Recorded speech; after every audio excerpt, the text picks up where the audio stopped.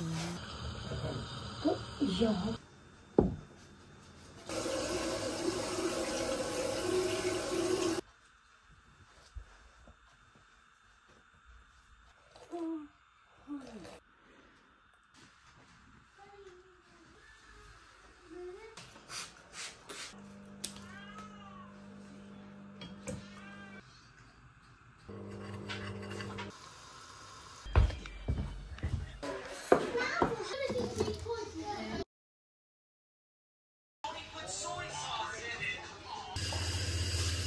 नकल करनी है इस डिश की।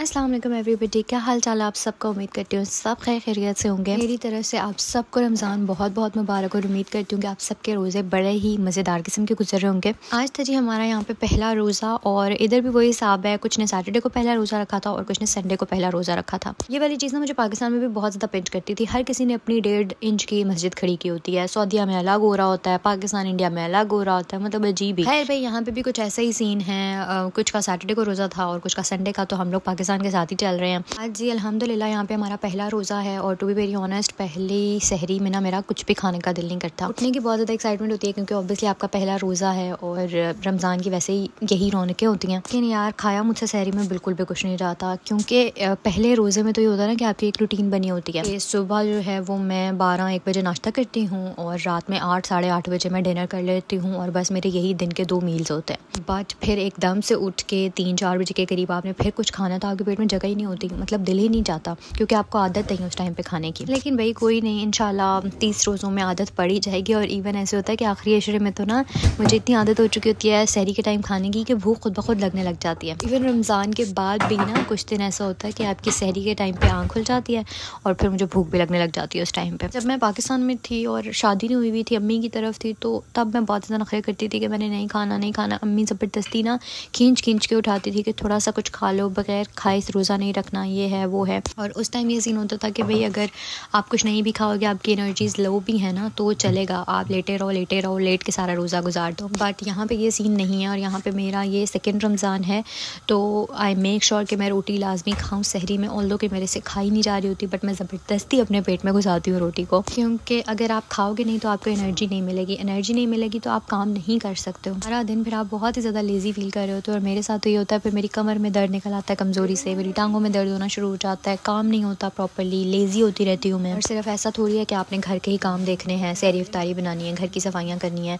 आपने बाहर जाके भी काम करना है, because I am a working woman as well. तो बहुत ज़्यादा एनर्जी की ज़रूरत होती है। इसलिए मेरी कोशिश होती है कि यार मैं अपना सहरी का मील प्रॉपर लूँ, जिसमें रोटी भी हो, सालन भी हो, दही भी हो। और चाय तो हमारा पेट्रोल है, मुझे ऐसा लगता है चाय के बगैर तो गुजारा ही नहीं है ना। सर ये ऐसी चीज़ें जो मैं अपनी जवानी में या अपनी टीनेजर्स में नहीं करती थी वो मैंने अब करना शुरू कर दी। और इस चीज़ से मुझे ना रियलाइज़ हुआ है कि बढ़ती उम्र के साथ साथ आपकी लाइफस्टाइल हैबिट्स, आपकी अपनी पर्सनल हैबिट्स काफ़ी हद तक चेंज हो जाती हैं। रमज़ान में ना मेरी अम्मा सहरी और इफ्तारी में ना चाय लाजमी पीती होती थी और वो कहती थी कि रोटी मैनू दो ना दो लेकिन मैनू चाह लाजमी चाहिए, मेरा पेट्रोल है, तो बगैर मैं चल नहीं सी सकती। मेरे सिर पीड़ लग जाती है, मेरे पट्ठियाँ 'च पीड़ लग जाती है। जब वो हमें ये बातें बोलती थी ना तो मैं हैरान होती थी कि भाई चाय के साथ आपका कैसा कनेक्शन है। But with the passage of time now I realise कि यार ऐसा है, मेरे साथ भी अब ऐसा ही है। मैं चाय ना पीऊँ तो मेरे सर में दर्द लग जाती है। मैंने रमज़ान में सहरी के टाइम पे अपनी अम्मा को बहुत तंग किया हुआ है खाने पीने के मामले में। मैं बिल्कुल कुछ नहीं खाती होती थी और वो बहुत ज़्यादा तंग होती थी मेरी इस आदत से। कोई एक ऐसा रोज़ा नहीं होता था जिसमें सहरी के टाइम पे मेरी अम्मा मेरे आगे दही नहीं रखती थी कि इसमें शक्कर डाल के खा लो, चीनी डाल के खा लो, because it's good for health,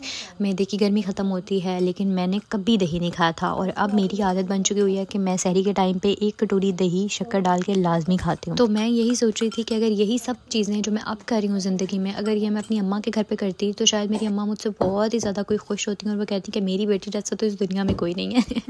लेकिन हम लाइफ के डिफरेंट फेजेस से गुजरते हैं और हर फेज़ में ना हमारी पर्सनालिटी डिफरेंट होती है, हमारी पर्सनल हैबिट्स, हमारी लाइफस्टाइल हैबिट्स, हर चीज़ डिफरेंट होती है। And I think it's perfectly normal. अगर आप टीनेजर हो तो आपके अंदर शोखी होना, चंचलपना होना, बहुत ज़्यादा हाई लेवल की एनर्जीज होना, ये बिल्कुल नॉर्मल है। फेज में खो के आपको ऐसा लग रहा होता है कि ज़िंदगी सिर्फ मौज मस्ती है, फ़न है, हल्ला गुल्ला है। लेकिन ग्रेजुअली आप ज़िंदगी के उस फेज़ में एंटर होते हो जिसमें आपको पता चलता है कि ज़िंदगी मौज मस्ती, फ़न, हल्ला गुल्ला इससे बहुत आगे की चीज़ है। आपकी ज़िंदगी में ठहराव आ जाता है, आपकी पर्सनल हैबिट्स और आपकी लाइफस्टाइल हैबिट्स चेंज होना शुरू हो जाती हैं और इसी फेज़ से निकल के ना आप मैच्योरिटी के फेज़ में एंटर हो जाते हो, जिसमें आप अपने लाइफ के गोल्स फुलफिल करना चाहते हो। इस मौज मस्ती चिल वाली लाइफ से निकल के एक रिस्पॉन्सिबल लाइफ में एंटर हो जाना, ये सब चीज़ें ना लाइफ के डिफरेंट फेजेस हैं जिनसे हम सबको गुजरना और साथ साथ ये सब चीज़ें चलती रहती हैं जी। बातों के साथ साथ आप लोगों ने मेरी सहरी की रूटीन तो देख ही ली होगी और मुझे लगता है सब औरतों की रूटीन सेम ही होती है सहरी की ऑलमोस्ट। उठ के रोटियां वगैरह बनाओ, सबको खिलाओ, फिर बर्तन इकट्ठे करो, बर्तन धो और उसके बाद वज़ू शुरू करके इबादत कर लो। और जहाँ तक इबादत की बात है तो मैं ना अभी एक कंटेंट क्रिएटर की वीडियो देख रही थी जिसमें उन्होंने अपनी रमज़ान की प्रिपरेशन का व्लॉग अपलोड किया था। उसमें वो अपनी रमज़ान की तैयारियाँ दिखा रही हैं, अपने नेल्स वगैरह उन्होंने कट किए, नेल पेंट वगैरह उतारी और फिर वो नमाज वगैरह पढ़ रही हैं, अपनी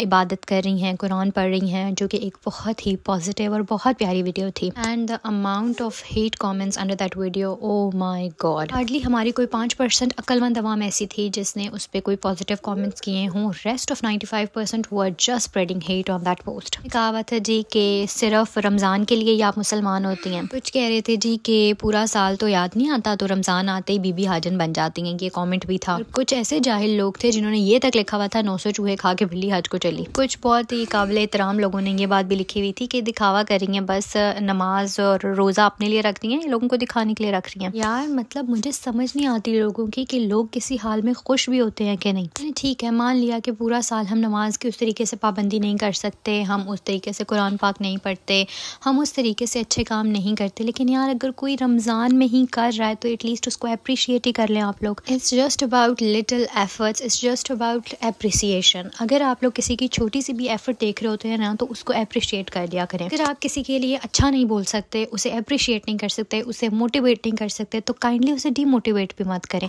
उसके लिए बुरा भी मत बोलें, उसकी दिल आज़ारी भी मत करें। हम लोगों ने ना अच्छे मुसलमानों की कुछ कैरेक्टरिस्टिक्स फिक्स करके रख दी हुई हैं कि अगर ये नमाज रोज़े का बहुत पक्का है, ये कुरान की तिलावत बहुत अच्छी करता है, नमाज रेगुलरली पढ़ता है, ज़कात सदका करता है, तो ये बहुत अच्छा और नेक मुसलमान है। बेशक ये सब चीज़ें बहुत ज़्यादा ज़रूरी हैं और हमारा मज़हब इन सब चीज़ों पे बहुत ज़्यादा एम्फेसाइज़ करता है, लेकिन अच्छा मुसलमान होने के लिए सिर्फ यही चीज़ें ज़रूरी नहीं होती। अल्लाह ताला ने तो ये बात कुरान में भी कह दी है कि मैं हकूक़ अल्लाह तो माफ़ कर दूंगा, लेकिन हकूक़ुल इबाद तब तक माफ़ नहीं करूँगा जब तक वो बंदा खुद माफ़ ना कर दे जिसकी आपने दिल आज़ारी किया है या जिसका आपने हक सल्ब किया है। तो फिर हम लोगों को गलत बातें सुनाकर, लोगों की दिल आज़ारी करके, लोगों के दिल दुखाकर कैसे ये मान लेते हैं कि हम एक बहुत अच्छे मुसलमान हैं। इखलाक, एहसास, इज़्ज़त, एहतराम, मोहब्बत, रिश्तेदारों के हकूक़, ये सब चीज़ें भी वो चीज़ें हैं जो हमें कुरान में बताई गई हैं और इन पर भी बहुत ज़्यादा एम्फेसाइज़ किया गया। अभी आप लोगों ने ये चीज़ सोची है कि जिसका आप दिल दुखा रहे हो उसका दिल इतना ज़्यादा दुख जाए कि वो अल्लाह की बारगाह में आप लोगों की कंप्लेन कर दे, आप लोगों की शिकायत कर दे, तो आप लोगों का क्या होगा। प्लीज़ कोशिश करें कि आप लोगों की छोटी छोटी एफर्ट्स को अप्रिशिएट करें और अगर एटलीस्ट अप्रिशिएट नहीं कर सकते तो उनकी दिल आज़ारी भी मत करें, क्योंकि हम में से कोई नहीं जानता कि कौन अल्लाह के कितना करीब है, कौन अल्लाह का कितना बरगुज़ीदा बंदा है। जहाँ तक बात आती है ना दिखावा करने की, तो ये दिखावा कहाँ से है। अब एक बंदी मॉडलिंग कर रही है, शूट्स पे जा रही है, अच्छा मेकअप कर रही है,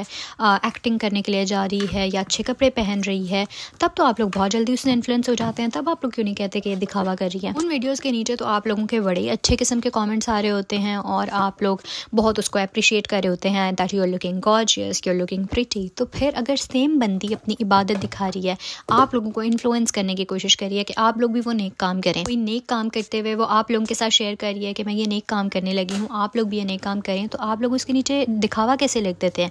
आप लोग कैसे ही कह देते हैं कि वो दिखावा कर रही है। तब आप इन्फ्लुएंस क्यों नहीं होते, तब आप ये क्यों नहीं कहते कि आप तो बहुत अच्छा काम कर रही हैं, आप बहुत अच्छी लग रही हैं ये काम करते हुए। जैसे जैसे सोशल मीडिया ग्रो कर रहा है ना, वैसे वैसे मैं अपनी सोसाइटी के इन डबल स्टैंडर्ड से बहुत ज़्यादा तंग हूँ। मुझे तो आज तक ये बात समझ नहीं आती कि लोग इतना नेगेटिव सोच कैसे लेते हैं, इतनी नेगेटिव चीज़ें उनके दिमाग में आ कैसे जाती हैं और फिर उनको इतने जहरीले अल्फाज में वो कैसे लिख लेते हैं। ये सोचे समझे बगैर कि अगला पर्सन उसके बारे में क्या सोच रहा होगा, अगले पर्सन के दिमाग पे उस चीज़ का क्या इम्पैक्ट पड़ेगा।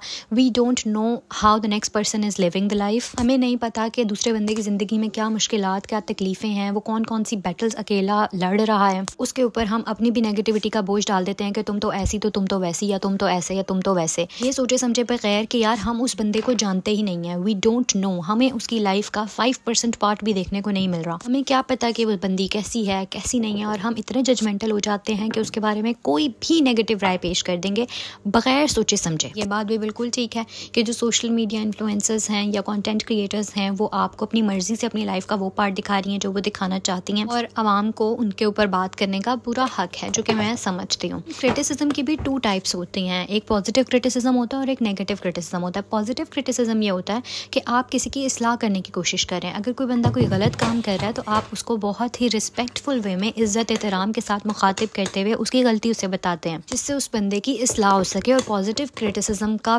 मकसद भी किसी की इस्लाह करना है। दूसरा होता है नेगेटिव क्रिटिसिज्म, जो कि हमारी आवाम में कूट कूट के भरा हुआ है। नेगेटिव क्रिटिसिज्म का मकसद ही नेगेटिविटी फैलाना है और अगला बंदा अगर कोई अच्छा काम भी कर रहा है ना तो उसको इतना डीमोटिवेट कर देना है कि वो बंदा उस अच्छे काम से ही तौबा कर ले। यार पोस्ट देखने के बाद ना मेरा खून सही किस्म का खौला था और मुझे ना ये चीज़ बहुत ज़्यादा बुरी लगती है कि हमारी पढ़ी लिखी आवाम भी आजकल इसी तरह के काम कर रही है। मुझे ऐसा लगता है कि इस तरह की सोच रखने वाले ना हमारे पास जितने भी लोग हैं वो सारे पढ़े लिखे जाहिल हैं। इन्होंने सिर्फ और सिर्फ जो है ना बस किताबें रटी हैं और पेपर दिए हैं और पास होकर डिग्रियाँ लेके बैठ गए हैं, लेकिन उनके अंदर इंसानियत नाम की कोई चीज़ नहीं आई अभी तक। लेकिन यार मैं शुक्र अदा करती हूँ कि मेरे पास ना इस लिहाज से बहुत ही ज़्यादा स्वीट किस्म की आवाम है।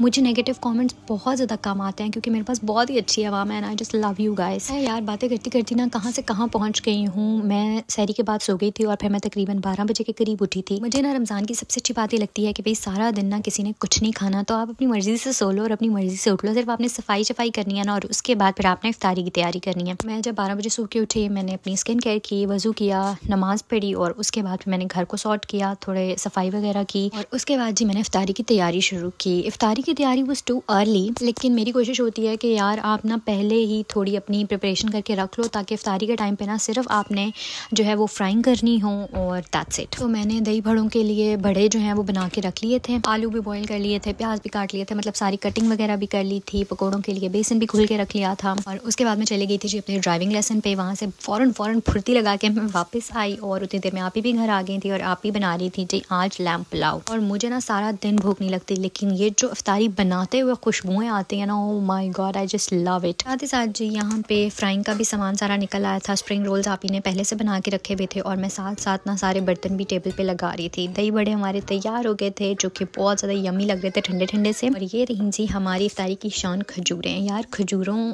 को देख के ना मेरा आजकल बहुत ज़्यादा दिल चाह रहा है कि मैं खजूरों का मिल्क शेक पीऊँ। और मिल्क शेक पीने का दिल मेरा चाहता है दिन के टाइम पे धूप में बैठ के आप ठंडा ठंडा सा मिल्क शेक पियो। इफ्तारी के टाइम पे ना मैं सिर्फ पानी से ही अपना रोज़ा खोलती हूँ क्योंकि मुझे पानी से ही प्यास बुझती है।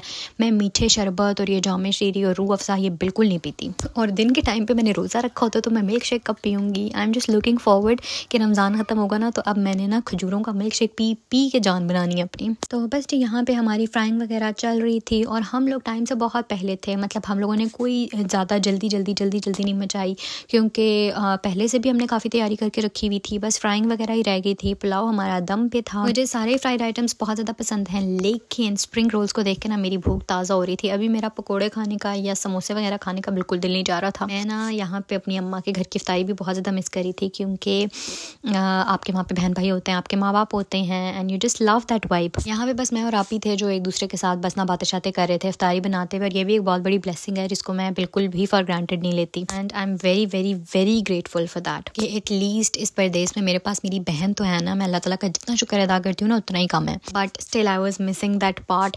और सबसे बड़ी बात होती थी कि मेरे अबू बहुत ज़्यादा इन्वॉल्व होते थे और मुझे ऐसा लगता है कि जो घर के मर्द होते हैं ना उनकी इन्वॉल्वमेंट बहुत ज़्यादा ज़रूरी होती है। वो इफ्तारी में बहुत ज़्यादा रोल प्ले करते थे, कटिंग्स करके देना, हमारे साथ नोक झोंक करते रहना, गपशप करते रहना। इससे ना आपके घर का जो इन्वायरमेंट होता है वो बहुत ज़्यादा हेल्दी और लाइट रहता है। So I was really missing all of them. बस अल्लाह ताला हमारे दिलों में एक दूसरे के लिए बहुत ज़्यादा प्यार पैदा करे और मेरे माँ बाप को लंबी और सेहत वाली ज़िंदगी दे, आमीन सुम आमीन। बस जी फिर रोज़ा खुल गया था और मैं अपनी खजूर के साथ ना सही किस्म का इंसाफ करी हूँ। आई जस्ट लव खजूर। मेरे अब्बा को भी खजूर बहुत ज़्यादा पसंद है तो मुझे लगता है ये मुझे उनकी तरफ से मिली है।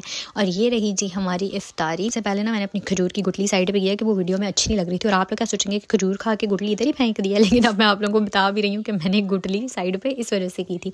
और ये रहा जी हमारा सबसे बड़ा रोज़ेदार। ही लव्स टू डू इफ्तारी और इफ्तारी का सबसे पहला मेंबर ही होता है बेशक इसने रोज़ा रखा हो ना रखा हो। और ये जो हमारे घर में समोसे बनते हैं ना ये सिर्फ इसकी वजह से बनते हैं क्योंकि ना मैं इतनी शौकीन हूँ ना आप ही ज़्यादा खाती हैं और अब्बू जी वगैरह भी इतना नहीं पसंद करते, तो ये ना सिर्फ समोसों की फरमाइश इसकी तरफ से होती है। और बस जी इफ्तारी हमने कर ली थी। अल्लाह का बहुत शुक्र, अल्लाह का बहुत एहसान है कि उसने हम जैसे गुनाहगारों को भी पेट भर के खाना खाने के लिए दिया है। और उसके बाद बस जो सारी ख़वातीन करती हैं पांडे तो लो, मतलब भाई बर्तन तो धुलते ही रहते हैं और और आज मैं आप ही को कह रही थी कि आप ही मैंने इतने बर्तन धोए हैं ना कि ना पूछो। अब तो ये हालात हो चुके हुए हैं कि मेरे ख्वाब में भी ना मैं यही देखती रहती हूँ कि मैंने बर्तन धोए हैं, मेरे बर्तन धुल के, मेरे बर्तन गंदे हैं। यही सब चलता रहता है मेरे दिमाग में। मैंने जब से इफ्तारी बनाने की तैयारी शुरू की थी ना, तब से मैं बर्तन धो रही हूँ। मतलब 2-4 चीज़ें गंदी होती हैं तैयारी करते हुए, उनको धो लो, फिर अगली आ जाती हैं उतनी देर में। फिर इफ्तारी बनाते हुए जो फ्राइंग की चीज़ें गंदी हुई थी वो मैंने धोई और मैं फिर खाने के लिए बैठी, और इफ्तारी के बाद फिर वो वाले बर्तन मैंने धोए। इसके बाद चाय बनेगी और फिर बर्तन गंदे होंगे, और उसके बाद फिर कोई कुछ ना कुछ खाता रहेगा तो उसके बर्तन गंदे होंगे। भाई बस यही चलता रहता है। और इफ्तारी के बाद चाय तो कंपलसरी है ना, जैसे मैंने आप लोगों को बताया कि अब ये मेरा पेट्रोल है। अगर मैं ना पीऊँ ना तो मैं चल नहीं सकती, होश ही नहीं आती, आँखें ही नहीं खुलती मेरी अम्मी वाली बातें ये सारी। साथ साथ चाय बन रही थी और साथ साथ मैं और आप ही जो है ना वो थोड़ी हल्की फुल्की सी गपशप कर रहे थे। और ये वाला एलिमेंट ना मुझे बहुत ज़्यादा पसंद है। मुझे किचन इसलिए ज़्यादा अच्छा लगता है क्योंकि मैं और मेरी बहन वहाँ पे खड़े होकर ना बातें शातें करते रहते हैं, गॉसिप्स भी करते हैं, एक दूसरे की टांग भी खींचते रहते हैं। So that's very good. चाय लेके जी हम लोग आ गए थे लाउंज में, क्योंकि मर्द हजरात सारे तरावी पढ़ने के लिए चले गए थे। हमने लगाया जी अपना शो, जो कि मैं और आप ही आजकल देख रहे हैं, this is master chef India. और चाय के साथ हम लोगों ने थोड़ी सी गपशप की और साथ साथ अपना शो एंजॉय किया। तो बस जी ये है मेरी रमज़ान रूटीन। होप सो आप सबको आज का व्लॉग बहुत अच्छा लगा होगा। अगर अभी तक आपने मेरे यूट्यूब चैनल को सब्सक्राइब नहीं किया तो जल्दी से सब्सक्राइब कर लें, और मुझे इंस्टाग्राम और टिकटॉक पे लाजमी फॉलो कर लीजिएगा। दोनों के लिंक आपको इस वीडियो की डिस्क्रिप्शन में मिल जाएंगे।